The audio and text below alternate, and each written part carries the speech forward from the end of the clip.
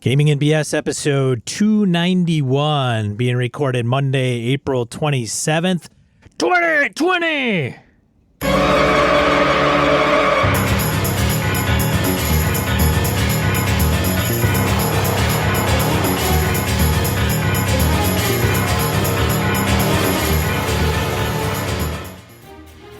Welcome to Gaming and BS, a tabletop RPG podcast. I'm one of your hosts, Sean. And I'm Brett. Welcome to the show, folks. Welcome back. Glad everybody's on board. Hope you're all doing well, healthy, all that stuff. Sean, how the hell are you, man? Man, I'm doing all right. So I got one more time. If you are not into watching games on Twitch, or you just didn't care to, or if it's not your thing, regardless, I ran my Patreon Streets of Avalon game this last Saturday, and Sean made sure he handled all of the Twitchy stuff and the streamy stuff in the background. So, Sean, thank you. Best 3 hours and 48 minutes of my life, Brett. No, the fact that you did that while I had fun, I hope you had some fun, at least in part, because as Zoom moves characters, I mean, the blocks around on Zoom as to who's talking where and whatever, you had to do a little bit of magic, man, to make that all happen, and I could not do that without you, brother. So thank you, Sean. Yeah, good times, man. I'm not kidding, Sean. Thank you, because I can't do this without you at all. So, and I've said it before, and I'll say it again. Streets of Avalon as a book would not exist if it were not for you. So thank you, Sean. Yeah, no, man. It's all good. Anything I could do to promote the Streets of Avalon. It worked out. I gotta do a voiceover for that. You gotta do a voiceover. Streets of Avalon. I thought it went really well, though. I don't know. So from a technical side, how did it go for you? I'm gonna ask you a quick, boring tech question, then we'll go on to something else. Was it okay? Yeah, it went relatively smooth. I think the volume on the video ended up being a little low, which I will attempt to adjust on YouTube for YouTubers.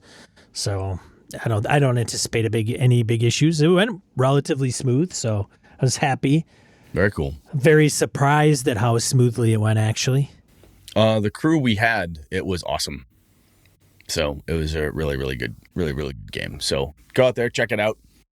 For, I don't think, I've not gamed with any of those folks before.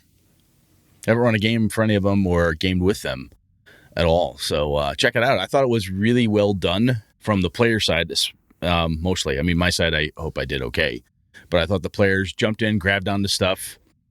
They worked the plot. They worked the angles, didn't dawdle in any of the wrong places. Took appropriate baits where bait piles were dropped, and had a good time and poked, prodded, and they sought adventure. They were not fucking around. It was good. I was very pleased. I was super happy. Yeah. Good group. Glad it could happen. You're going to do it again, Brad? What's up? Yeah, we got to get another one scheduled because we're running more games for Patreon. So I don't know if I'm going to do another Streets of Avalon one or if I want to do Trail of Cthulhu next. Uh-oh. So if nothing else, Sean seemed to do so well making the little background and everything on Twitch. I figure I make him do a Trail of Cthulhu one. I can do something different. I don't know. Yeah. We'll see. But it was a lot of fun. And I've got to find a link to it, but Jared Rasher, friend of the show, backer of the show, and all that good stuff, is also running a Streets of Avalon game. And he's actually got John Arcadian in it, which is pretty cool, because John helped me make the book. That's right. So that's pretty slick. I've not had a chance to run for John yet, so that's pretty neat. And from all signs, it's going well.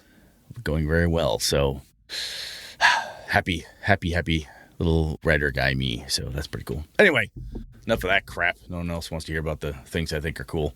Let's see. What else have we got? Did you, apart from watching me game, did you do anything gaming this weekend? I did not do anything gaming related this weekend. Tomorrow night, I have Stars Without Number. Is that a Patreon game or is that a what? What are you doing there? No, it's Doc's group. I call it affectionately Doc's group. Crystal is running Stars Without Number. I think there's 7 players online. Nice. So I play, I forgot my character's name. Zeprin. Shit, man. I can't freaking remember. I'd have to look it up. But he's going to play, he's going to be like you got to be Spaceman Spiff. I want Spaceman Spiff. Oh, God, now it's going to kill me. I should probably look it up. It'll only take me a second as Brett talks. All right, so you've got that going. I have my Streets of Avalon for my home group tomorrow, and then Wednesday. Speaking of Trail of Cthulhu, my two little kids want to play Trail of Cthulhu, so I'm going to scare the shit out of my children, which will be fun. Give them some nightmares. And then Wednesday is back into Undermountain, where my buddy Alpha's running for my home group, so that'll be fun. And speaking of games and things to run, events registration for Gamehole Con is live. Gamehole Con is November 5th through the 8th. So go out there if you're looking to do stuff. You do not have to buy a badge to register tickets and stuff right now. So one of the things that this helps Gamehole Con do is make sure that it's kind of an interest gauge as well, because of the way of the world right now. They're kind of like, hey, you guys going to show up? Assuming we get the all clear, we can run stuff and have people show up. You're going to plan to come? And as a guy who has helped run convention in the past, you got to have some damn good events to draw folks in. So you've got a damn good event, get it posted up there. Which reminds me, Sean, we have not had our post discussion. We've got to figure out what we're going to do big event wise for Gamehole Con this year. We've talked about running more games and doing some stuff. So I've got an idea. Dude, I don't think it's going to happen. You don't think what's going to happen? You don't think we're going to come up with something to do? No, I don't think Gamehole's going to happen. Why? I think it'll happen online. Hate to be a Debbie Downer. Should we put money on this? Because I think it will happen. Oh, I don't know, man.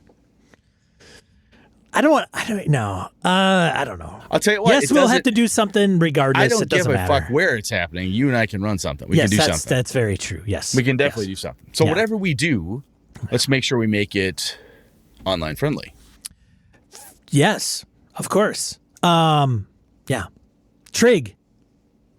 Trig is your character's name. Trig Sulla. He's Trig Sulla? Yeah, he's no spaceman Spiff. He's got an accent. He's going to be the ship's captain. He's going to be he wants to name the ship the Bocephus, but because he had a dog named Bocephus once. Yeah. That's lovely. Yeah. I wish I was in that game. That'd be fun. Crew didn't go for it, but we'll see about it. Oh, another gaming stuff. Con of Champions, May 23rd to 25th is online. Proceeds, of course, as we said before, going to help support tabletop events. Let's see here. I think anything else going on? Man, there's so much stuff going on, Brett. I don't even know. Nice. Nothing that I can. When is your next Patreon game? With Mama Ship. When's your Mama Ship game? Not this Thursday, which would be like May something. First. The following. Yeah, the 8th-ish. Thursday. Next Thursday. Oh, next Thursday is the 7th. 7th. Yeah, because Friday's May 1st. Okay. Of 2020. So when you listen to this in 2021, you're wondering what the hell is going on, you know, what we're talking about. I still can't believe May is on Friday, dude. That's fucking crazy. I know. Crazy shit. Crazy. All right, enough of this banter. Let's go on to some other banter. Random encounter banter. Random encounter. Segment of the show where we talk about emails, voicemails, comments from social media, the forums. Got some pretty lengthy ones this week. Brett, do you want to start? No, you can start. I did most of the talking up front while you were scrambling around looking for your Spaceman Spiff dude. Matt V. from afar writes in, "This is pretty wordy, so feel free to skip if you want." And we'll move on to Jim Fitzpatrick. No. I'm kidding. But Jim is up next. Carry on. Been meaning to write in, but I've been struggling with trying to be productive and learn a couple new skills because I'll never have this much free time again. Oh boy. Enjoy the family and kids a lot more because I'll never have this much free time again. And enjoy leisure time and relax because you guessed it, I'll never have this much free time again. It's actually been very busy despite not working, and I'm putting a lot of stress on myself to not waste this opportunity, which I'm having varying levels of success with. So, going way back, oh boy, he's going to start at episode 283, where we talked about audio in role-playing games. I just use background music. There's no way I could personally remember to use that sound here or start this music there. I have a dozen or so different mixes on YouTube I use for it. I think the concept is cool, but I don't have the RAM for it. I'd have to set up special cues or something, but I'm not sure the payoff is worth all that extra work, and I'd probably lose things elsewhere, wasting my bandwidth on trying to remember to read my cues. Fair enough, Matt. I can understand. Totally. 285. Ideal game group. Size-wise, it's 4 to 5 for me. My groups are almost always bigger, but that's fine because then if 1 or 2 don't show, it's not a big deal. Of course, the players matter too. One of my groups that were all right have really started to gel this last couple of weeks. We ran/played a nearly flawless game this last week, actually. The kind you look back on and go, damn, I ran a great game and the players played a great game. So groups can grow into each other over time as well. That's a very good point. Sometimes it takes a bit. Got a new game group, you get going, got to figure out what your individual jams are, how all those jams jam together, right? I'm pretty sure that, use the music analogy, your first time the jazz band gets together, it takes a bit to figure out how you work together. It's all about the jams. All about the jams. It's all about the jams. Yes, the justified ancients of Moo. Carry on. Oh! What's that from, Brett? What's that from? That's from the Illuminatus trilogy, which was then co-opted by the KLF when they did the Tammy Wynette song. KLF, man! Yeah. The Ancients of Moo Moo. Yeah, KLF, Callisti Liberation Front, which is what they stole that from. Ah. Yeah. That's a rock and disco group. Yeah, carry on. All right. Man, look at that. I didn't know Brett knew about the KLF. Fuck yeah, I know about the KLF. Brett, he's like, Norwegian metal guy. I don't know, Scandinavian metal guy. Well, every once in a while you got to kick out the jams. And, to do that, there you go. I learned something new about Brett this week, ladies and gentlemen. I'm here for you. All right, moving on. 286, non-combat encounters. Depending on the game, I try and set up all encounters to be solved without combat. I try to set up just encounters, let the players figure out how to overcome it. I ran a Thieves Guild campaign back in 2nd edition, and ever since then, I've tried to make combat an option. Often the best option, but still. I don't remember if you mentioned it, but if as a GM you want to promote it, you need to include XP in the reward cycle for overcoming guests without violence. Not guests. Or guests, depends what the guest is there for. Yes, quests and guests. Without violence. Many games mention this in the rules, but many don't. I'd say you may even want to award a bigger XP reward because of the sacrifice of loot in the reward cycle. Alternatively, find a way for it to help them RP-wise or even mechanically in the future. Continuing on. 287, GMs making player roles. I personally don't do it. I don't roll behind a screen anyway, so it wouldn't make a difference. I didn't know how to hide a roll when I started running online, and after that, I just dropped the screen. I used to get really mad about metagaming, but I've become totally meh over it the last 20 years. If that's how they have their fun, I'm not going to impede it. I'll just fuck with them. Love it. I have both player types at my table now, and it works fine. In fact, I'm trying to remove all dice from my hands. I don't mind being a player where the GM does it, however. I have done the roll me 520s at the start of the session thing quite often in the past. Excuse me, I am so sorry. That's what I get for drinking something with Coca-Cola in it. 290, weapon damage. I think here, and not just for weapon damage, size, ability to wield, but many things you spoke about, such as rations, ammo, and encumbrance, does it add to this particular game? The answer, in my opinion, is it depends. Yay! I'm currently running Mutant Year Zero. Mutants, yes. Well, it depends on where you're from. I say it Mutant. Mutant Year Zero. Things such as food, ammo, and encumbrance really add to the game, and you'd lose a ton of feel without it. You find a heavy artifact that takes up 2 slots, but you'll have to drop some food and water to carry it. Do you? Red Market is another game that really comes to mind where counting pennies adds to the game. Encumbrance works best in slots, in my opinion. If it's weight, you can waste half a game session shuffling objects around, which I've yet to see someone have a good time doing. What? Brett has a good time doing it, don't you, Brett? Oh, yeah. Nothing more fun than math. Carry on. Continuing on. In general, I don't think encumbrance, ability to wield a weapon, etc. add to the game. I could see it for OSR games, which isn't my jam, but in general, things that slow the game down with little gain should be avoided. And you should definitely have to open with it. You can't add that into a game like D&D halfway through. No.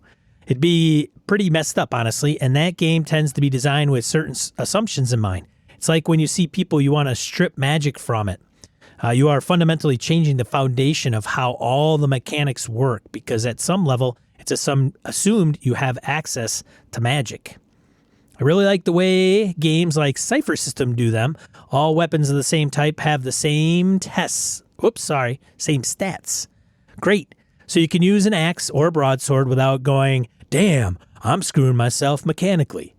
I've also been playing a little 2D20 recently, and I really like their weapons because of the effects. I don't think any two weapons are the same, so each weapon actually makes a difference. All right, guys, stay safe out there, and we'll talk later. Coming down on 300. That's pretty epic.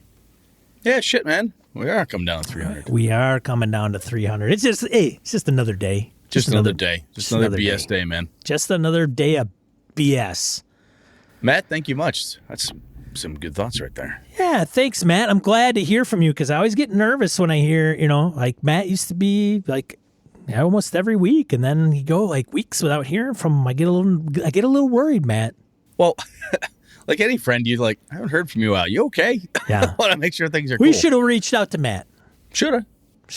I put that on your doorstep. One of the things he mentions in there about XP awarding, I think we might need to talk about that again, simply because of a thing I'm running into. So I've made a note. I'll talk to you about that later. Might turn into another topic. Next up, let's see here. What do we got? I believe it is Mr. Jim Fitzpatrick. Comments on weapon damage over on our forums. It says he agrees with Sean. Oh, Jim. Yeah, baby. We were friends, Jim. Bookkeeping, all that weapon stuff is total wankery. When you have a player that knows they need 8 feet to use a whip every time they want to make a melee attack, you as a GM have to know the answer to the question, do I have enough space? Every single time the player wants to make a melee attack. Hard pass on that wankery. What I want as a GM is the ability to throw a wrench into players' plans when it would add to the tension. Dungeon World calls this idea to show a downside to the race class or equipment. Maybe the party is in a super tight hallway and the paladin's two-handed great axe is a big disadvantage versus the rogue's daggers. If the system supports this, then I can use that to ratchet up the tension like this. 5e, until you get into the hallway, you have disadvantage on attacks with your axe. It's just too constricted in here and you can't get a good swing. Fate, this is a super tight hallway aspect, so I'm going to spend a fate point as a GM to penalize the paladin's attack. Cypher, this is going to be a really hard place for you to use your axe and to get out of the hallway. Intrusion. So you're going to have to figure something else out. If you still try to use it, the difficulty will be 2 steps harder. Dungeon World, player rolls a 6-, and turns out they didn't have enough room to swing the axe and it got stuck in the tunnel wall. How the hell are they going to get it out? This forces the players to adapt temporarily or suffer the consequences. But worrying about that all the time is not something I would think of as fun. The keyword in all this is temporarily changing the game. I actually think that realizing your character is suboptimal for a task is one of the most fun parts of RPGs because it makes you think outside the box. There's also this potential for a big feeling of release when you get out of the hallway into a big room full of kobolds and you can have all your toys back again. Really good episode to listen to and on an isolated quarantine walk. Well, thanks, man. I like that idea. There's something cool about that, a temporary limit, right? And I think it is another piece that you mentioned there, Jim, when you say realizing character suboptimal for a task is one of the most fun parts because thinking outside the box. I do know players, and I have played with some of them over the years, that hate being suboptimal for anything. Grinds their gears like nothing else. As a game master, I find watching that gear grinding rather enjoyable. So I like this, and those are some damn good examples, too, of 5e, Fate, Cypher, and Dungeon World type of piece. So I think that's totally cool. You can pull that in there and make it a temporary thing based on the situation, the environment. Sean, as you pointed out last episode. So I like it. Good examples, man. Thank you very much. Yeah, thanks, Jim. Over to you, Sean. Alrighty. Jared Rasher. That's Jared. I think that's lost on everybody. I hope it is. Yeah. I like it to be lost on you. Like, never do that again. We have this commercial in Madison. It's a jeweler called Jared's. Remember that? Oh, Brent? That's Jared. Oh, I don't listen to radio. I don't listen to radio. Anyways, neither do I. Moving on. Yeah, Jared please. Rasher also comments on weapon damage on our forums. There are a number of ways to go with making different weapons matter beyond just determining different damage types. While sometimes it's only narrative, PBTA games, or Powered by the Apocalypse games, often have tags for weapons that essentially imply when you can and can't use them and what the consequences for using them are. For example, loud weapons are going to alert any guards if you use them. Like cymbals, snare drums, and tubas. Tubas? Yeah. Or drums? Drums too. Oh. Trombones, maybe? Uh-huh. You throw that out there? You bring the brass band? No. Anyway, carry on. Good point. Good point, Brett. Because you use drums as weapons. Hey, bards do. True. See? Mock me, you bastard. Messy weapons will mean you need to spend time cleaning up if you don't want to leave evidence. Some tags have more directly mechanical effects, like some games which have a dangerous tag for weapons, meaning if you get a 6-, not only do you get the usual hard move for failure, but the weapon also harms someone in range that you didn't intend to harm. Ah, that's good times. That's good stuff there. Good money. Oh, I like it. Several Fate variants will have you assign aspects to weapons so that if none of your regular aspects make sense to tag, the weapons aspect may be something logical to tag so you can spend a Fate point on a roll. FFG's Genesis, also Star Wars FFG, and Modifius's 2D20 system often have a regular damage rating, but also various traits that can be triggered by spending the currencies in that game, advantage, etc., to trigger special effects. For example, knockdown might let you spend extra meta currency to knock an opponent to the ground, so you can either get a bonus to hit them or they have to spend part of their round standing up. In 13th Age, weapon damage is conditional to the character class. In other words, the damage done by a barbarian using a two-handed weapon is higher than anyone else using a two-handed weapon. And a rogue using a small weapon does more damage than most other classes using small weapons. It doesn't matter how you describe the weapon. A rogue with a dagger or a katar does the same damage, and a barbarian with a maul or a greatsword does the same damage.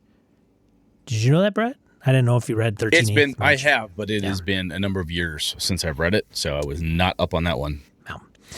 In the Wayfarer's Guide to Eberron, there was a sidebar on environmental elements that sadly didn't get added to Eberron Rising from the last war. Essentially, it said you can assign environmental descriptions to an area, and if they were cited by a player or the DM and relevant to what was being done, they might add advantage or disadvantage to a roll.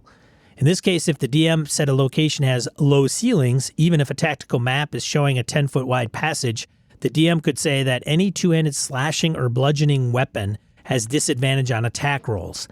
I honestly think a situational descriptor like this is more likely to be remembered and more functional than having rules buried in a rulebook about the space needed to use a weapon. I've said this before, but I don't think having more granularity to rules actually makes for a more realistic experience. Since you touched on it in the show, I don't think tracking 250 days of rations day by day is actually more realistic. It's just more bookkeeping. Rations, even long-term dry rations, don't last that long. Okay. All right. No, fair. Yeah, fair. And the other piece that's interesting here is like one gamer's realistic. Oh, this helps realism for us. Somebody else goes, that doesn't do a fucking thing. I hate that. That's just bookkeeping annoyance. So it's a balance.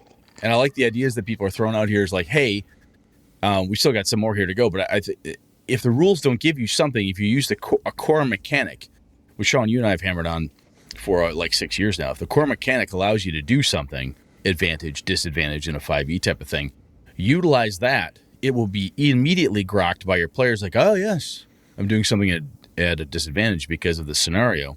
I'll change that around. It makes sense. You don't have to build a whole minigame, metagame behind it. So anyway, carry on. Well, like Who's Carl points out, what about dry rashers? Jared rashers? Dry rashers. Oh, rashers of bacon. Or you're saying Jared has dry sense of humor? Dry rations, dry rashers. Anyway, carry on. We love Jared. Come on. I don't want to listen to Who's Carl. All right. Nobody should listen. Nobody should listen to Who's Carl. I say, rules, I'm kidding. Girl, rules would be something like group skill checks to forage. Wait a minute. Oh, I'll back up a second. Forage. No, we were up above, right? It makes more sense to have regular checks for characters getting enough. There we go.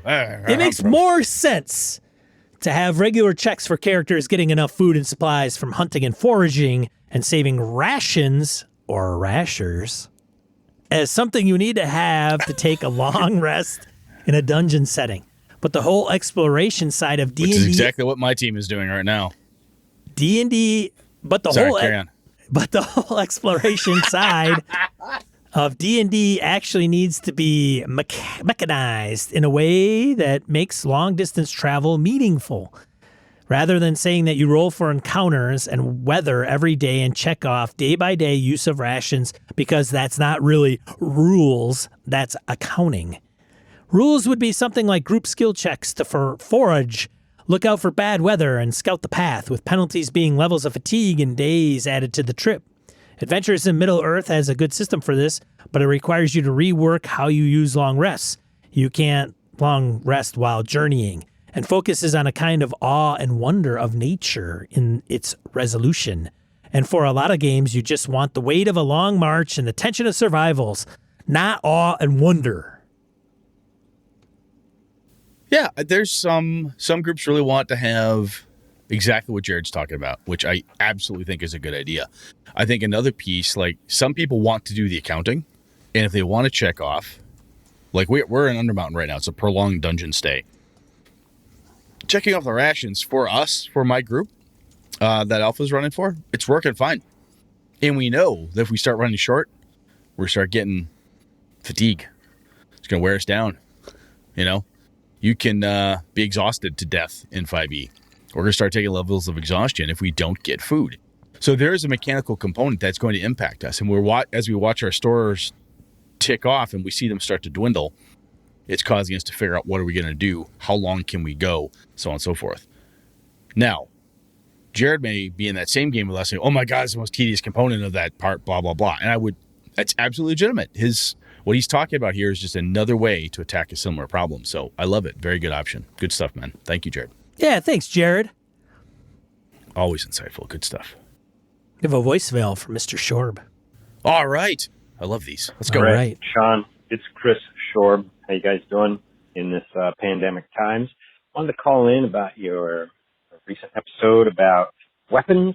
You know, I was reminded of, I haven't even listened to the end of it, but Brett kept on saying after you guys talked about, if you use a scimitar in a 10-foot corridor, how you would get a negative to your damage.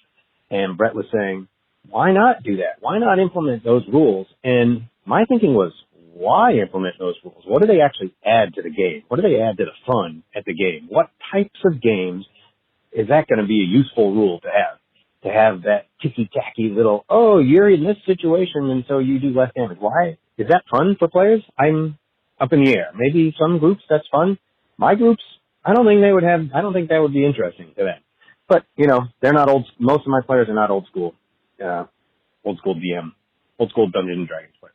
The other thing, you guys, during that conversation I was thinking about was Starfinder, which I don't think either of you guys have played, but I think both of you would enjoy it, except that it's a Pathfinder rules, and there's pages and pages and pages of weapon information. But by and large, most of those weapons are pretty much like one of 7 different types of damage, and then they kind of get more powerful as they go along, which kind of aligns with their level system, which feels like a kind of an abstraction that they kind of shoehorned in,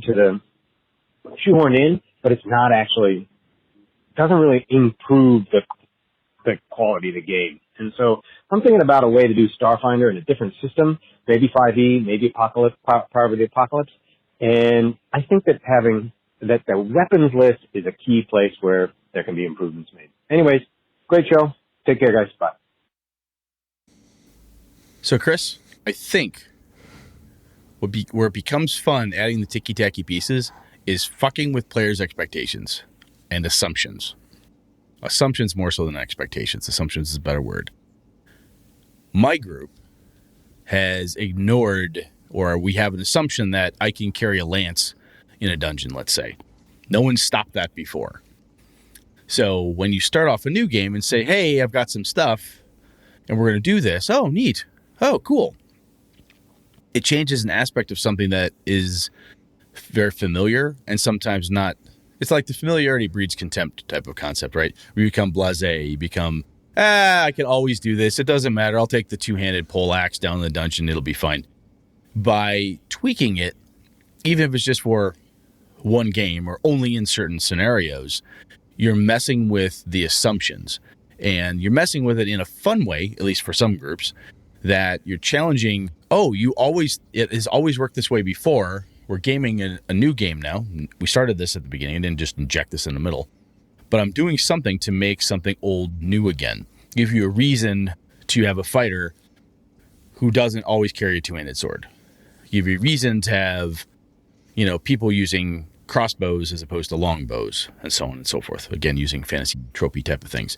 That's a reason. Whether it's the reason or a really good reason, Chris, I don't know, and I don't even know if that necessarily answers your question around that, but that's part of the fun, at least for my home group, is messing with the assumptions. Like, oh shit, yeah, you know what? We've never really thought about X.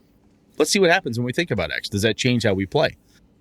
And for us, it's about 50-50. Sometimes it totally does, and other times it doesn't really impact us, which is fine too. But anyway, that's just, you asked why, and that is a reason I can think of. So, Sean, over to you, sir. I read the last one. You want to read this one? Oh, shit, yeah, you did. I'll do it. So Phil emails us about Mothership, probably telling Sean how he's doing it wrong. Yeah. Hey, BSers, I've recently discovered your podcast. It's fantastic. Holy crap, dude. Thank you. That's very kind of you. Like a number of people, I find myself a lot of time on my hands, so I've been going through your back catalog. I love hearing you talk about Call of Cthulhu and Astonishing Swordsman Sorcerers of Hyperborea. I primarily play D&D, so listening to you guys discuss other systems has me jonesing to expand my horizons with my own gaming group. Listening to Sean describe Mothership immediately made me think of Call of Cthulhu's system with the percentile dice rolls. I have some familiarity with COC, so on Sean's recommendation, I picked up the Mothership Player's Guide, Dead Planet, and The Haunting of Ypsilon 14, all in PDF. I described the premise of the game to my group, Aliens Event Horizon The Thing, and they immediately bid on it. We're all pumped to give it a roll. Thanks, guys. Phil. That's awesome. So, Sean, if Phil comes back and says, this game sucks, it was the worst time ever, my group split up, we get to blame you. It's not going to happen. It's not going to happen. Phil's going to come back and go, oh, it's a great game. Or he will say, it's a good game. Yeah. Worst case scenario. It's a good game. Well, he's got a group that he gave him an idea. Hey, it looks like this. This is kind of what it does. Everyone's, oh, yeah, let's try it. That is huge. That is huge. There's so many times I have brought stuff to the table over the decades with my group and said, hey, there's a really neat idea. 3 of them go, wow, that sounds fun. The other one's like, I guess I'd try that. Put that on the don't do that list. It's not, you're not going to get a lot of buy-in on that one, kids, type of thing. But if he's got the whole crew, all those men and women raising hands saying, yes, I want to try that, that's a big win. So, hey, Phil, welcome to the show, man. Glad you found us, and I hope you enjoy the back catalog. There's plenty of it. Yeah, thanks, Phil. Very much, man. That's pretty cool. All right. Harrigan. Oh, man. Oh, this guy. Harrigan was in Brett's game, his Avalon game, actual play here on Twitch and YouTube. He and I have been trying to hunt down this email for like a month. Really? Yeah. So this thing is old, but nonetheless, hey man, he went through the effort and he was like, hey man, I don't know if you ever got it. So this was you're talking about pre-recording. You're like, yes. Oh, where the hell is this email? What the fuck happened to it? So here we go. And all here we go. So Harrigan writes in some time ago about innovation in RPGs. So he's going back that far. And specifically Todd Crapper's comment on episode 281 about damage in RPGs. So yeah, if you didn't hear that episode, hopefully you'll sum up a little bit about it. But regardless, here we go. So guys, have been meaning to write for some time. And we've been meaning to read this for some time. Carry on. Indeed, right. Thought about writing to say that most innovation in RPGs will lag until there's real money to be made in the hobby. Wait a minute, hold on a second. There's not real money in this hobby, Brett? Did you get paid in peanuts, Brett? I know, I'm just being facetious. I have so far been able to buy two bottles of whiskey from my Avalon proceeds. So that's and not like shitty old Thompson stuff either. It's been some pretty good stuff. So right, man. That makes me happy. Come on now, Harrigan. All right. I understand what he's talking about. Absolutely. Pondered a missive about encounters about how in my current Black Hat game, some players were crapping their pants because I threw a river troll with 7 hit dice at their first level PCs. They presumed they had to fight it and then discovered he just wanted to talk. Aww. It's one of those new hip like whatever river trolls. That's like this goes back to what I said to Chris Shore. Probably right? had fur on top of his head, and it's an assumption. It's an assumption twist, right? Oh my God! Oh wait, you don't want to? What does this troll want anyway, Sean? To know if they'd seen his troll girlfriend. Hey, legit. Yeah. Of course, when they waved goodbye and wanted to use the bridge he lived under, his toll was to eat one of them. So he's still a troll at heart. I mean, he's like, hey, have you seen my girl? Missing blah, blah, blah. We want to cross the bridge. I got to eat one of you. Sorry. Troll. It's the thing I do. What you going to do? In the end, they cooked him a feast, which we modeled as a multi-part challenge involving persuasion, hunting, gathering, cooking, and food presentation. Nice. It was loads of fun, and not a sword was drawn. Very cool. But what I want to talk about is this. Episode 284, Todd Crapper opens the can of Red Wigglers when he writes in about damage and hit points. So to kind of bring people up to speed, Todd Crapper, Broken Ruler Games, game designer, publisher, we were talking about hit points, and he was like, what are hit points? I don't, games that have hit points. Or the Jason Bourne thing. The people who create Jason Bournes and want to be like indestructible, and then there's hit points. It doesn't make any sense. It doesn't add up, right? Right? Did I sum that up a little bit? Pretty much, yeah. Something like that. So he goes on. First off, loads of RPGs don't use hit points. It's just the D&D branch of our hobby that's so stuck on them. Second, Brett brought up his distaste for plot armor and for just following along with a story that's basically already written. There are indeed games like that, especially indie and story games that specifically state, quote, this is not about whether you survive or succeed. This is about what it costs you or about how you get there, end quote. Harrigan's take, part the first. So I'm going to jump in for a second. So we're going to add this in here. Maybe this will, Harrigan, after you hear us read this and whatnot. So plot armor, already written, is how you get there. That statement bothers me. How you get wherever it was you ended up, that's more interesting to me. Right? Yeah. I'm not adverse to getting them to a point you want them to. Getting the characters to a point, which is really cool. Find out in story, blah, blah, blah.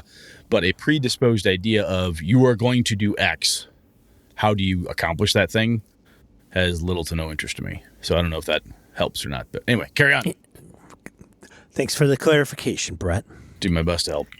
Harrigan's take, part the first. There is a huge space in between a DCC funnel's random "you're dead" and "you're dead" and "you're dead" mantra, and something like Fate, which says no PC death unless the player agrees.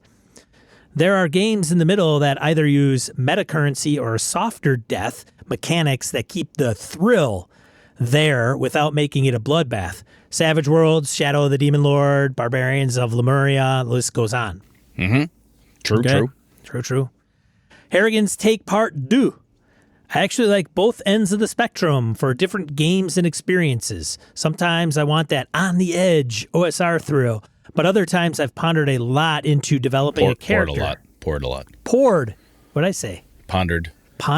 Which may also be true, but you probably poured more than pondered. Fair. But other times I've poured a lot into developing a character who has an interesting story I'd like to tell during the game.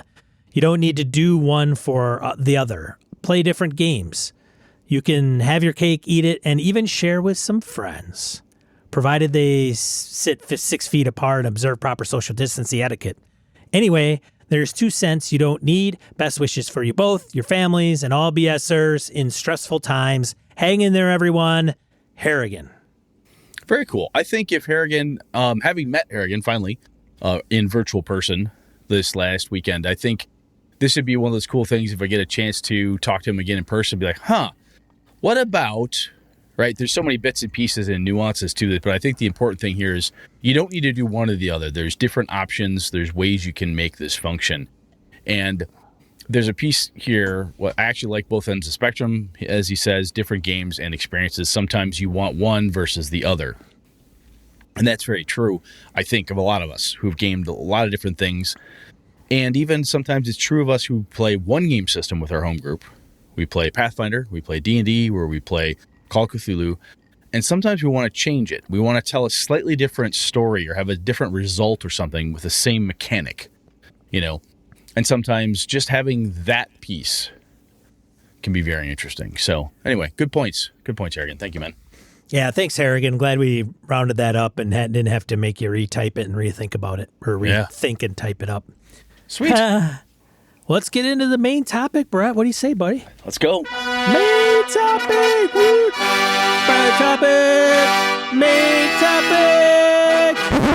Main. What are you talking about, Brett? All right. So Tom over in the forums, and Husker punted in on this one too a little bit. Oh, that's why he's tuning in tonight. That's probably why. Of course it is. But Tom let us off here, and he said this is something he's fallen prey to.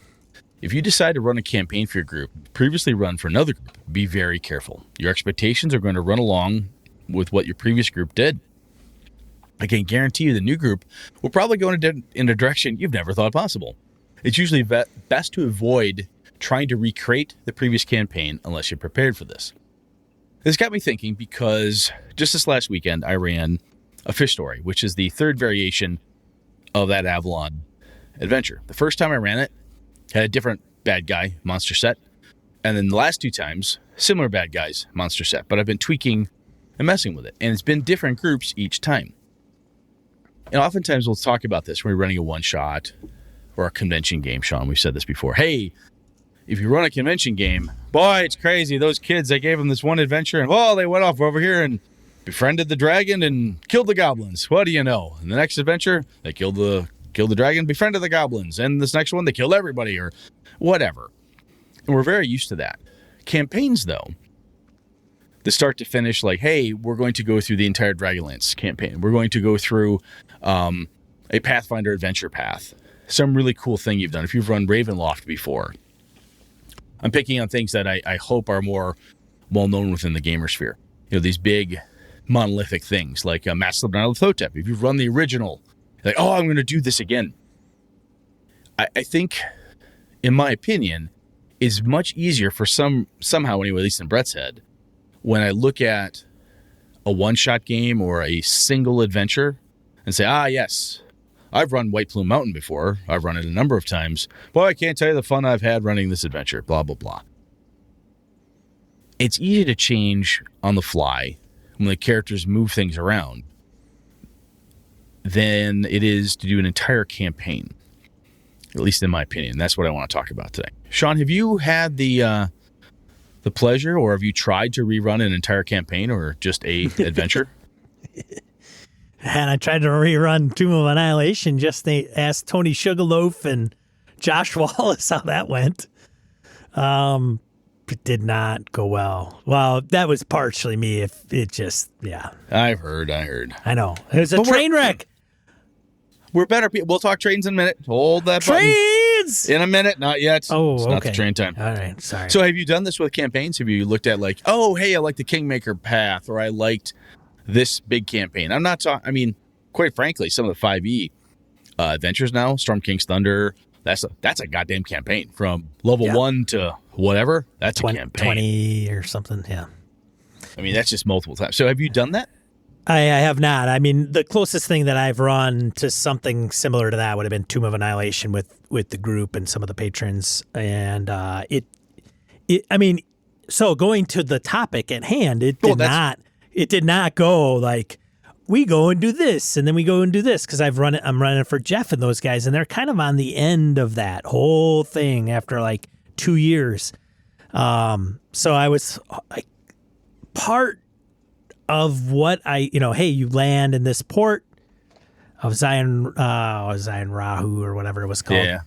And it's like, okay, I'll present this because that's what I presented the first time I went around, and then it went in a different direction. And so that whole campaign, just from when they said, okay, we're going to hire this guide and we'll take him up on their offer, it would have been drastically different just from that point forward. And that was way early. It wasn't like everything was the same until like the middle, and then it went off. And then no.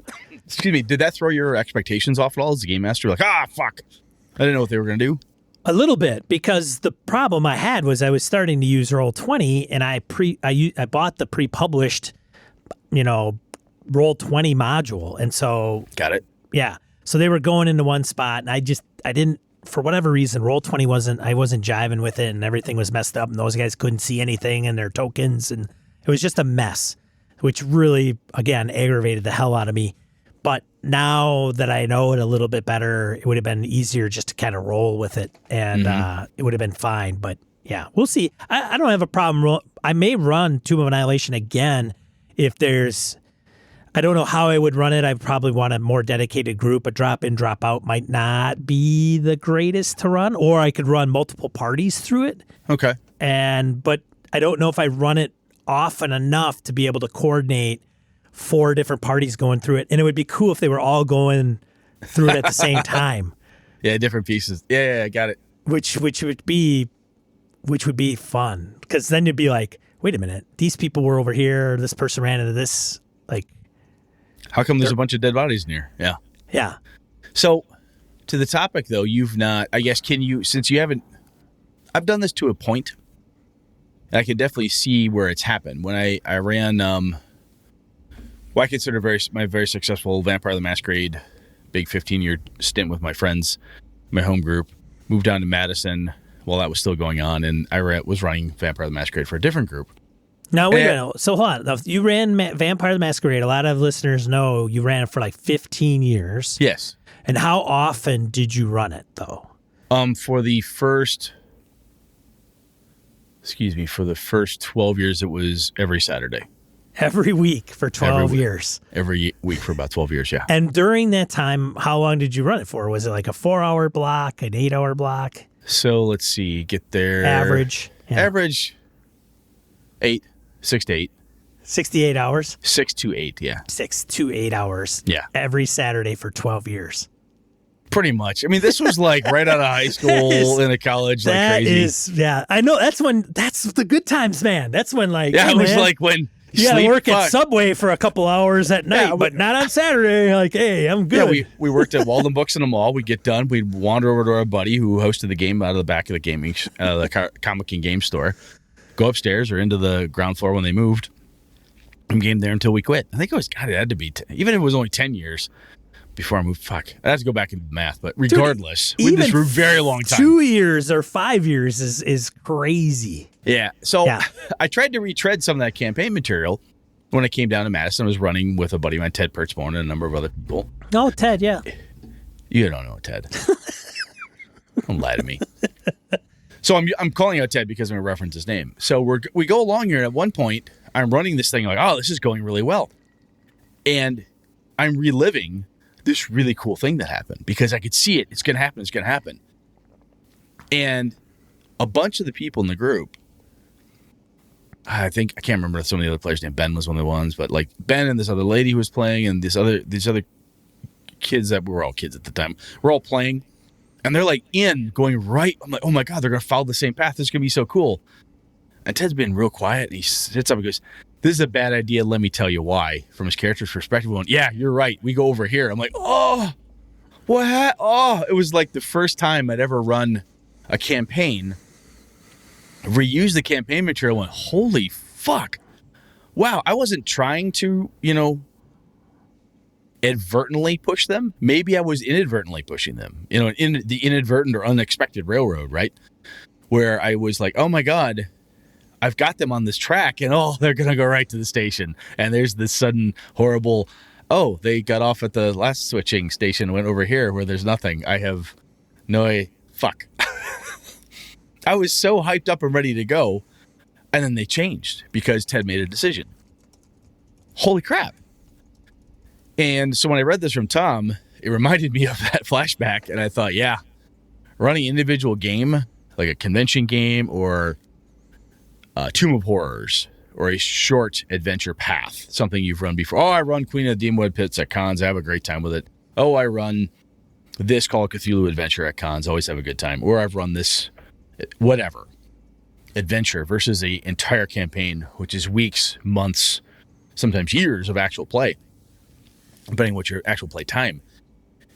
It can be really tempting sometimes when things go a certain way that you are inadvertently pushing the players in a certain path. Because like, this is what happened last time, and that was fun, Or you see them going down a path, that wasn't much fun. I don't want them to do that. Something horrible could happen. You can start kind of tapping the edges, tilting the pinball machine just a little bit, just a bit. I want to hit the flipper just a little bit, It can happen. And I think it's, when you're doing it with a campaign, it's kind of like killing your darlings in a way. Like you write a thing, you give it to the editor, and Bob Iverson goes through and tears up your shit. And Sean Merwin looks at you and says, "Why are you writing this? This is silly. This draft of Avalon. Crap! It's all crap! Which is what Sean told me initially when my first piece of Avalon I ever sent to him. He goes, "This is not good enough." I'm like, "Oh," but he was dead right, so it got way better. It was really cool, but it's a process. and when you're looking at this, thing, you're like, "Oh, this is this really cool campaign." You have to be prepared that they're going to do crazy stuff. And all that prep work you thought you could reuse for multiple sessions of reuse ain't going to work. Or it might not work. Be prepared. You know what I'm saying? It's not like, I've run the Kingmaker trilogy, quadrology, whateverology, which takes 6 months of gaming every week to accomplish. I have all this prep work done. I'm ready to go. I have Master Nyarlathotep plus the big box. I'm ready to go. Fine. Next time you run it, sons of bitches run off to Singapore. Why? I don't know. They went off to Singapore. And you're like, I didn't bring in Singapore stuff with me. We're not in Hong Kong. You're supposed to go to London? Fuckers. It can happen. So what I started to do when I rework campaigns now is I take the concept of the campaign and say, hey, what was really cool was saving the dragon. What was really cool was searching for this MacGuffin, or whatever the concept of the campaign was. And I keep the shell, the framework, the spine, the through line, whatever other writer-y type of words you want to use or phrases. I try to keep that thing and build off of that and see where it goes. So instead of reusing all the nits and gnats of a campaign, what I start doing is looking for the bigger components of it. Even if you were to run like Storm King's Thunder, or in your case, Tomb of Annihilation, you have all the right pieces and parts because it's all written down there in the pre-published adventure, right? So you have enough, and you know enough of the entire adventure that if they go in and hire the shifty guide that everybody else has never hired, you know enough about that campaign that you're not caught flat-footed. You know what I'm saying, Sean? Does that make sense? Oh, yeah.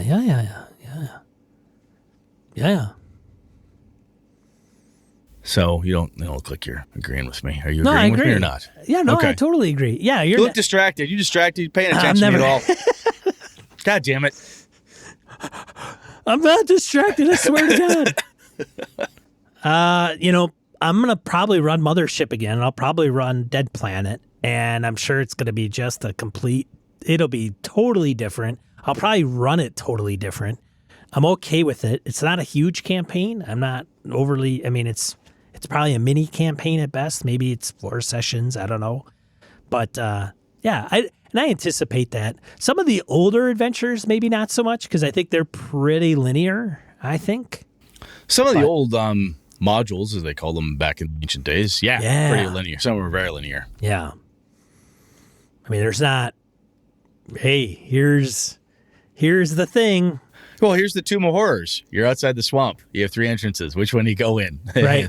Watch him die. Right. That one's like, here's the outside. See how far you get before you die. Everybody knows that. That's what you're in for. You go in, the handle turns, and, Groundburger comes out the back end of that dungeon. You That's could what happens. go in one of 3 entrances, but only one of them is going to get you in there. So. Maybe. Who knows? Spoiler. You're wrecking it. Oh, sorry. Well, maybe. Yeah. Maybe. There's an entrance to the Tomb of Horrors that you may never get through and into. Exactly. Right. Anyways. So one of the things I was thinking about, to Tom's point, is if you want to reuse something, to kind of help you fight the advertent or inadvertent pushing the players in a direction, kind of avoiding this is the right thing to do, or I have all my prep done in this way, or this was so much fun last time, please do it this way. It's kind of clearing your mind, if you will, and realizing this is going to be a whole new set of fun. This is new people, a new approach. And when I ran, so for example, let's go back to something really recent for me, is my Streets of Avalon game this last Saturday. The way Tony Sugarloaf Baker was running Reverend Cat, the cleric, he ran Reverend Cat a way I've not had anybody run a cleric in Avalon before. Just a different way. It was cool. I'm like, wow, I guess those clerics are here. That's neat. When I ran for VC Young, because he was a backer for the Kickstarter, I went down to Chicago area, hung out with him and his buddies, and ran a game. I'm forgetting his friend's name. I feel like an idiot now. Chris? I think it was Chris. You should tell me in like a second. We'll see. Anyway, but he played Elisha, another priest, and he was the most money-grubbing, could give a fuck about anybody Elisha I've ever had in Avalon in many, many years of running it. I'm like, holy crap. That's a thing I've learned about this setting. That was TJ. TJ, thank you. So I think if you look at that and the way people run Chris. He doesn't know. Or Chris. I think it was Chris. Hobbs' cousin. Yes, Hobbs' cousin, yes. So I think it was Chris. So anyway, when you see that stuff and you've got a beloved campaign, be it one you've written or one that you've run multiple times that's pre-published, as you're cranking through it and the players are coming up with new stuff, think of it as, wow, this is a new bit of fun. This is something you're learning about this campaign that you enjoy. Another piece that you can do, in my experience, is using the activities of the previous campaigns kind of as background events for the new campaign.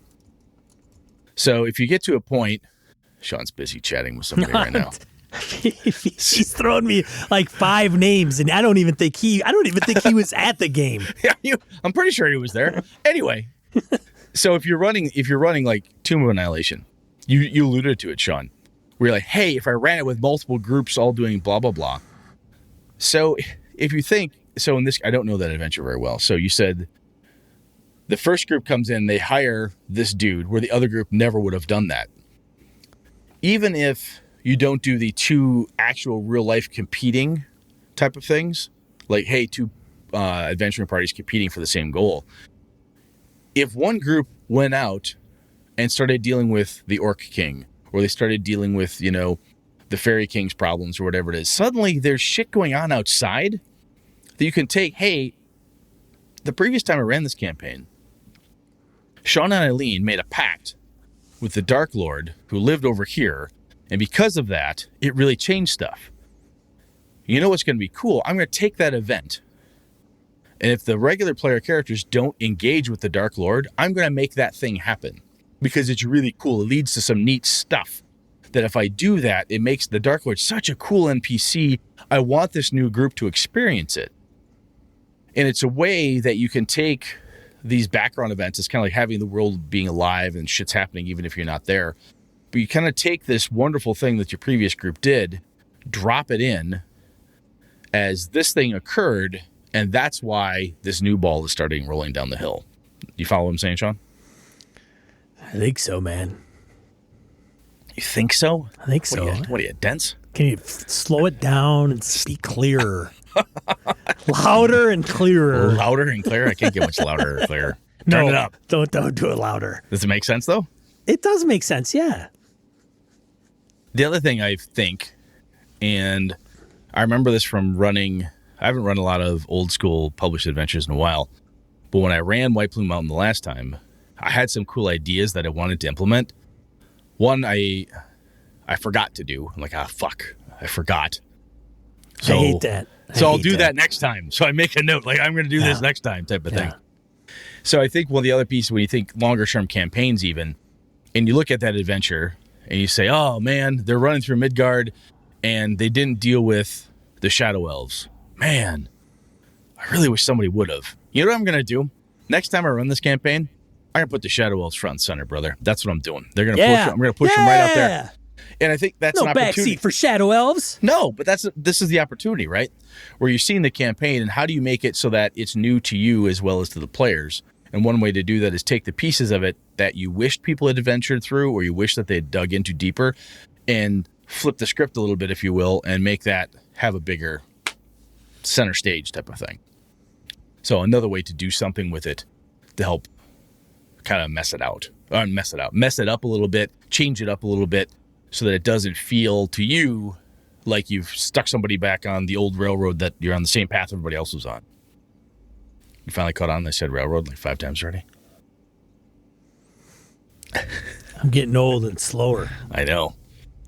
So Sean, what do you think? If you do, let's pick Tomb of Annihilation again. Do you have things that you would definitely do different this time through? Like, hey, I wouldn't start them in this town and start them in this other town. Would you shortcut, fast track? You know, in order to not just make it new for you, but maybe even just improve it for your players, make them have a better experience, you think? Yeah, maybe. I mean, there's a few different avenues that they could take to get. So Tomb of Annihilation, without spoiling it for anybody, it's not a big deal, but there are at the beginning a few vectors, I will say, in getting to the tomb. There just is. Like, you're on an island. Which way do you go? No, you could fast track that and say you're standing in front of the tomb. You could, yeah, and then they'll have to be something like 6th level. I'm just saying. Yeah. Now, so that piece, because you have to be 6th level to do that. I could start the campaign and say, okay, everybody make 6th level tunes, and then go for it. Okay, you blah blah blah blah blah. Narrate the first 5 sessions in 30 minutes. And now you're at the tomb and you're going to go in. Great. But, yeah. Okay. No, I like that. And the reason I do is because if you want to get to the meat of it, you're like, okay, I want to get to the tomb right away. It always seems to peter out before we get to the tomb or shortly after we get into the tomb, everyone loses their zest for the adventure. How about we narrate through the first 5 levels? Say, hey, when this happened, Ange, what did you do that saved Jared's character? Hey, Jared, how did you interact with Fitzpatrick? How did you work with Chris Shorb, or back and forth, where you can have some of that kind of indie game, if you will, bonding between the characters. How did you guys get through this, that, and the other thing? How did you find that ring of invisibility over the last couple levels while you adventured here? Yeah. And then you can dump them there, and it doesn't feel you're just thrust in front of the dungeon door. But anyway, it's a different take on it that might make the adventure fresh for you as the game master, instead of going, oh yeah, we got 5 levels bullshit vector slugging, if that's what you think. Man, I don't make it like that. There's not a player. I know you don't do that. Not a player that I'm gonna run through that's gonna ever get this kind of sucks. No way, man. Well, you're pro enough. You'd keep that down. You'd hide that behind this wonderful facade of, but inside, if you're thinking, this is terrible, how can you make it new for you, type of thing. I'm trying to help you, Sean. I'm trying to help you. Man. Oh, yeah, totally. But, Blake brings up a good point about, what about playing in the game? You didn't play in your vampire game. I didn't play Tomb of Annihilation. So how does playing in those adventures, if you're doing pre-published, have you played it? Does that change things as you run it once or twice? I don't know. It changes it when I play an adventure I've read before. The Return to Undermountain. No, vice versa, dude. You just play it first. I know for a fact. Well, no shit. It's gonna change you from having run it before, then play it. I can only assume that flipping that would change it a bit as well. Sure, but how? Would you go, oh, my experience playing it was meh? So when I reread the Return to the Temple of Elemental Evil. I've not run it, but I played through it. Okay. My buddy Lenny had it. We ran through it. Yeah. We crushed that fucking thing. Killed Thrommel. Just crushed it. We totally crushed it. We destroyed his wonderful campaign. It was glorious. He had to go upstairs to put the kids to bed, and he told us to figure out what we wanted to do. We had 2 hours. He was so screwed. Anyway, after we went through that, I went through and read it. I found all the spots and things that he had changed or tweaked to deal with us. I'm like, oh, I wouldn't have done that. You skipped this. And he would say, yeah, says Lenny, I didn't like this piece. I didn't like the way they ran this piece. I'm like, oh, I would do this different. So Lenny's one of my good friends. So I was able to go back, and when I read it said, hey, did you do, when you guys busted through the water temple, I made the decision that this next group would have heard the ruckus, spied on you with their invisibility spells, and then fled. Oh, okay. I could have them spy, go get reinforcements, and hit the party while they're sleeping. That's what I could do. So when I read it back through, I was replaying the adventure I'd gone through and figuring out different ways to keep the same effect, but make it kind of Brett, make it my feel. Right. And in some cases, this one, if I run this one, I put Lenny through it. Oh, you'll never see this coming out. Oh, fuck that party up so bad. Ha ha ha. Gotta get evil. You're looking at it, trying to make it interesting, and when I watched a couple events, big fights that we had, I'm like, I don't know why he did that. And I read it, I'm like, oh, seems oddly written, or I didn't like the description either. I would have done it this way. And having encountered it up front was an interesting kind of lens to look back on when you're rereading and go, oh, here are the changes or forgot it. Hey, Lenny, what about this? Yeah, I forgot that. Oh, cool. Okay. You realize this artifact was supposed to cause this problem 10 levels later? Yeah, fuck, we forgot that. Okay, make a note. Because this shit happens. You forget stuff in a campaign. You drop a clue, session 2, and it's supposed to pay off session 6. Oh. And everybody forgets it, including you, even though you've got 5 sticky notes. There's something tattooed on the back of your hand and a note on your laptop that says, don't forget clue 5. You're like, I don't know what that is. I give game masters huge props when they can keep track of all that crap when they don't kind of tell you. Because I don't know about you, Brett, but you come across the magic item. Okay, detect magic. Yep, it's magic. Okay, I put it in my pocket. As a game master, you could tell them what it is. It's rod of 7 parts or whatever. Or you just say, okay, that's magic item number 2, and you make a note. But then that was 5 sessions ago, and now they whip it out, and they're like, okay, I'm going to pull this freaking thing out, and I'm going to use it and smash it or whatever. I like to keep that stuff on the download, but keeping track of all that crap is... Oh, especially if you put it in your notebook. Where was it located? That you left at home, or is it page 3 of the notebook? Oh, fuck, I threw that notebook out because I switched to a graph note. Oh, my God, that's what that note was for. It happens, right? Yeah. But I'll tell you, reading a campaign, reading a massive adventure that somebody else had done, and that's the only advantage, the only way I have it, because in my homebrew stuff, unless somebody were to run me through an Avalon adventure I've written, everything else I've done. Have you played in Avalon? Twice. Who ran them? Alpha ran the first one, and Kevin ran one. Okay. Yeah, they were both fun. That's right, because Kev ran. Yeah, he ran for a Wednesday evening. Night. Yeah, Wednesday evening podcast All-Stars. Yeah, the Week Boss team. He ran for that. That's and right. Then Alpha did. He was the first one. He's like, hey, I want to run an Avalon game. I've got this really cool idea. I went, okay. And that was odd in a way because this is my setting. I wrote it. I know everything about it. but then come back into it as a player and say, this is Alpha's Avalon. He's going to change it. And that's totally fine. So that was just from a creator perspective, that was odd. But it was also very interesting then to see his take on stuff, how he approached everything differently. And that, again, to go back to the original question, the most recent one here is like, hey, if you played it and then you want to run it, I see playing it is not like that's the script you have to follow, but like, hey, that I like this piece. That fight was fun. That search for X was really cool. I'm so glad we found this. Take the real high points and say, that was awesome. Do what you can to try to keep that awesome going for the players when you're running it. And those pieces like, God, that was boring. I didn't like the way that fight ran. I would have done this differently. Now's your chance, right? Now's your chance to do that. It doesn't have to be a complete repeat. I've had people tell me, oh, I played this game or this adventure and the adventure was terrible. And well, who ran it for you? Well, blah, blah, blah. And this is one of the reasons, I think I've said this many times over the years here. One of the reasons I started game mastering, because I couldn't, when game masters I was running with weren't doing it the way I wanted it done, I'm like, fuck this, I'm going to do it myself. This guy sucks. This is terrible. Get out of my way. Hit him with his own GM screen. Cram the D20 in his... Get out of the way. Fucking dude.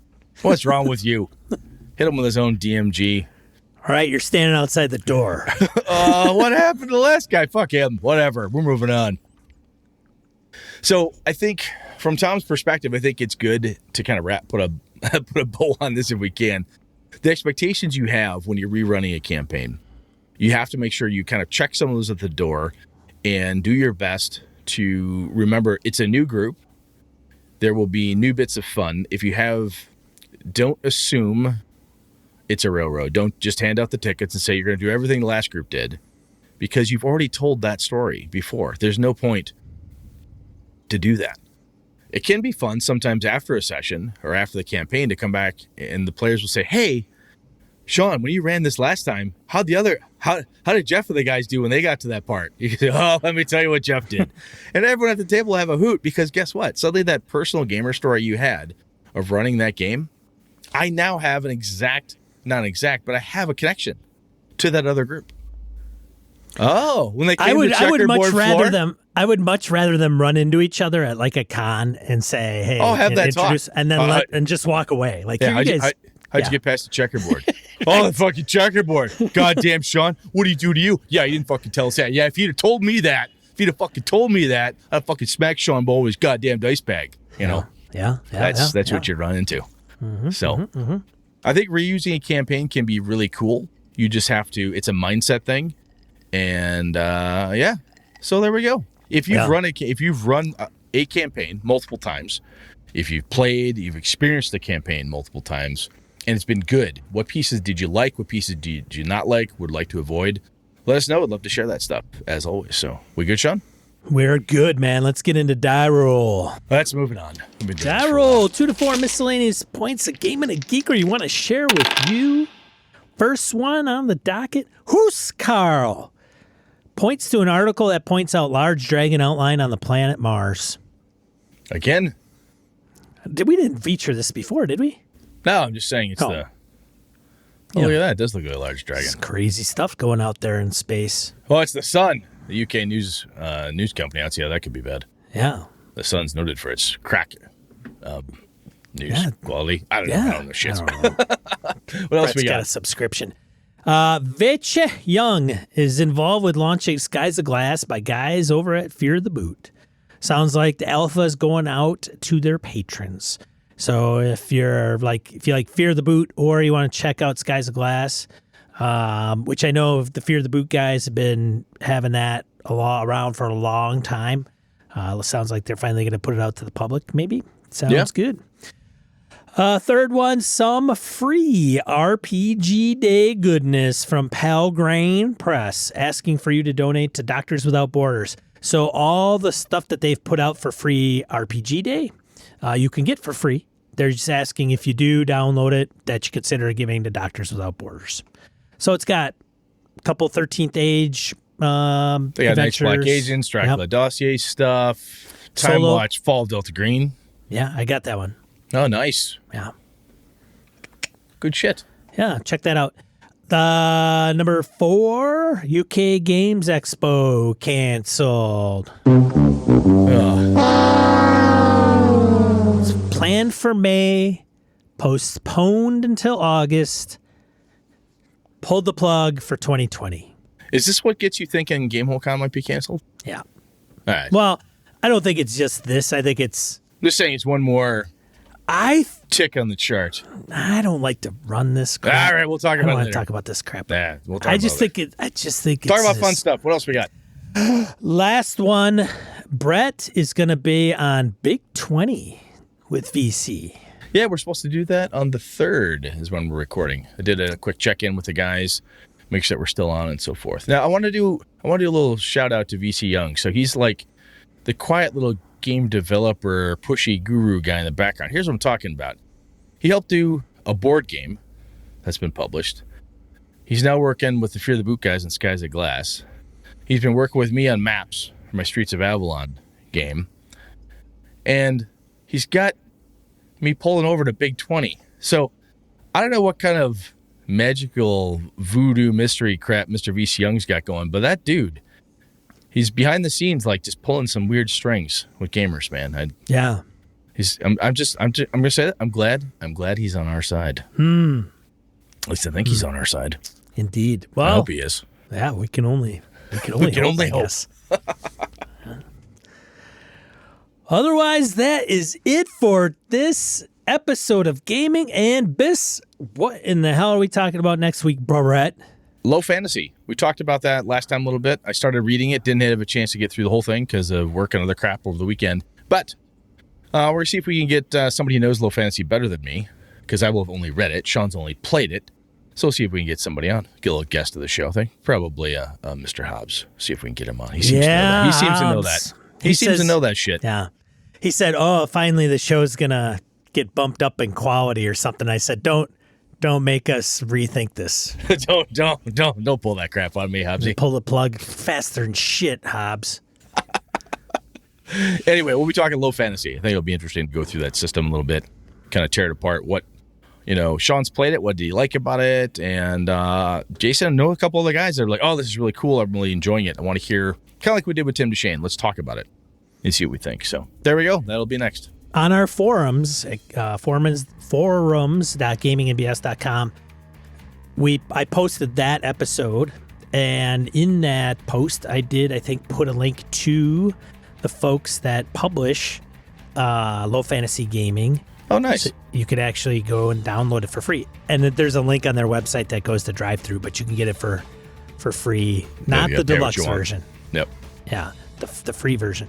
And then the deluxe version, I think, is the more updated one. But yeah, there's tons of stuff free off the website and on drive-through. Like, they just want people to play. Literally, that's why they're giving some of the stuff away for nothing. That's cool, man.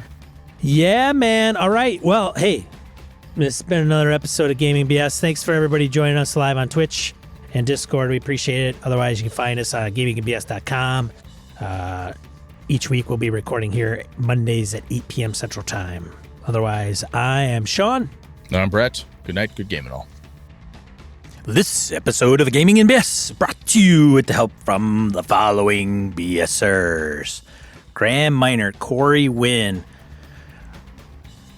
Larry Hout, Mark DeSaka, Pure Mongrel, Chris Dio, Ray Otis, Ron Bishop, Thomas Hook, Wayne Humphrey, Craig, Brandon Barnes, Laramie Wall, Dan LaValle, Jason Hobbs, Sky, Old School DM, Perry Basor, Jim Fitzpatrick, John Kayward, Corey Gonzalez, Eileen Barnes, Robert Nemeth, Niall Diamond, Howard Bishop, Eric Salzwedel, The Closet Gamer, Jeff Goad, and Appendix N Podcast, Aaron Coleman, C.W. Mellencamp, Craig Huber, Old Scouser Role Playing, Jared Rasher, Andy Hall, David F. Baylog, Harrigan, Militia Bashinsky, Brian Rumble, Henry Newcomb, Eric Telvola, Roger Braslett, Mark Sohm, Andy Olson, Eric Avia, Ron Blessing, Jeff Seifert, Mike Hess, Angus, Tony Sugarloaf Baker, Rory Weston, Curtis Hinson, Jim Ingram, Daniel Garrett, Eric Frankhouse Presents, Hoos Carl, Chad Gleeman, Finolf, Josh Wallace, Mirko Froelich, Aaron Relia, Curtis Takahashi, Michael Dinos, Rich Wishan, and Joe Swick.